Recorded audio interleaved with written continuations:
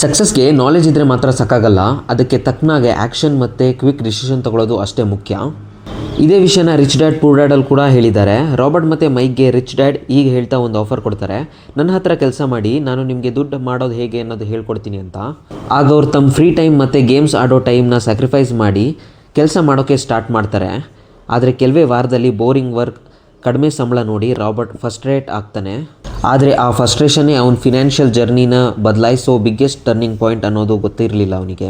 ಇವತ್ತು ಸೆಡ್ಯಾಟ್ ಕಂಡಕ್ಟ್ ಮಾಡಿದ್ದ event attend ಮಾಡಿದೆ. ಈ ಈವೆಂಟಲ್ಲಿ ಫೌಂಡರ್ಸ್ ಅವ್ರ ಸ್ಟಾರ್ಟಪ್ ಐಡಿಯಾಸ್ನ ಪಿಚ್ ಮಾಡ್ತಾರೆ. ಅದರಲ್ಲಿ ಆಡಿಯನ್ಸ್ ವೋಟಿಂಗ್ ನಡೆಯುತ್ತೆ. ಯಾವ ಸ್ಟಾರ್ಟಪ್ ಐಡಿಯಾಸ್ಗೆ ಮೋಸ್ಟ್ ವೋಟ್ಸ್ ಸಿಗುತ್ತೋ ಅವ್ರಿಗೆ ನೆಕ್ಸಸ್ ಇನ್ವೆಸ್ಟರ್ ಜೊತೆ ಕನೆಕ್ಟ್ ಮಾಡಿ ಫಂಡಿಂಗ್ ಆಪರ್ಚುನಿಟೀಸ್ ಕ್ರಿಯೇಟ್ ಮಾಡಿ ಕೊಡ್ತಾರೆ. ಈ ಇವೆಂಟಿಂದ ಒಳ್ಳೆ ನೆಟ್ವರ್ಕಿಂಗ್ ಇನ್ಸೈಟ್ಸ್ ಸಿಗೋದ್ರ ಜೊತೆಗೆ ಒಂದು ಪರ್ಸ್ನಲ್ ಪೋರ್ಟ್ಫೋಲಿಯೋ ಕ್ರಿಯೇಟ್ ಮಾಡೋದ್ರ ಅಡ್ವಾಂಟೇಜಸ್ ನೋಡೋಕ್ಕೆ ಸಿಕ್ತು.